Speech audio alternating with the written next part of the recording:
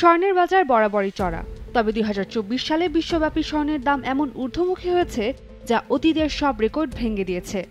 সাম্প্রতিক ইতিহাসে এমন পরিস্থিতি কখনো দেখা যায়নি।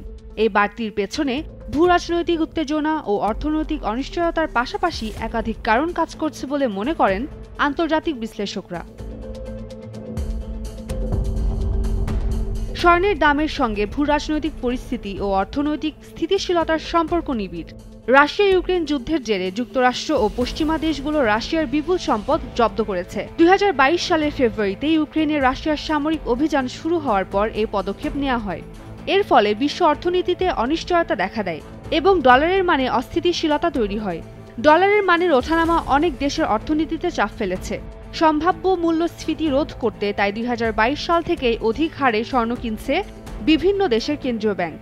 পৃথিবীতে যেহেতু স্বর্ণের মোট পরিমাণ সীমিত, তাই স্বর্ণের মজুদ থাকলে তার বিপরীতে মূল্যস্ফীতি নিয়ন্ত্রণ করা সহজ। ফলে স্বর্ণের চাহিদা বাড়ছে, সেই সঙ্গে পাল্লা দিয়ে দামও বাড়ছে। স্বর্ণের দাম বৃদ্ধির আরেকটি বড় কারণ হল চীন। করোনা মহামারীর পরবর্তী সময়ে দীর্ঘস্থায়ী শিল্প ও কৃষি উৎপাদনের স্থবিরতা দেশটিকে মূল্যস্ফীতির বড় ঝুঁকিতে ফেলেছিল। এই ঝুঁকি থেকে বাঁচতে চীনের ধনী শ্রেণী থেকে শুরু করে সাধারণ মানুষের মধ্যেও স্বর্ণ ক্রয়ের প্রবণতা বেড়েছে। ২০২৪ সালে এ প্রবণতা চরমে পৌঁছায়, যা স্বর্ণের দামের বৈশ্বিক ঊর্ধ্বগতিতে বড় ভূমিকা রাখে। মার্কিন সংবাদ মাধ্যম ব্লুমবার্গ এ বিষয়ে একটি তথ্যচিত্র প্রকাশ করেছে, যার শিরোনাম who is behind গোল্ডস crazy rise.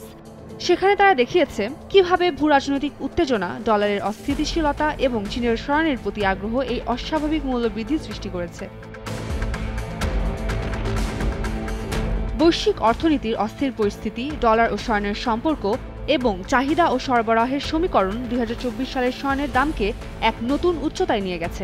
বিশেষজ্ঞরা মনে করছেন সামনের দিনগুলোতেও এই প্রবণতা অব্যাহত থাকতে পারে, যদি না অর্থনীতিতে স্থিতিশীলতার লক্ষণ দেখা দেয়। ব্লুমবার্গের মতে প্রধানত এই দুটি কারণেই বিশ্বজুড়ে স্বর্ণের বাজারের অতিমাত্রায় চাঙ্গাভাব। উম্মে রুম্মান ক্রান্তি, ডেইলি সান।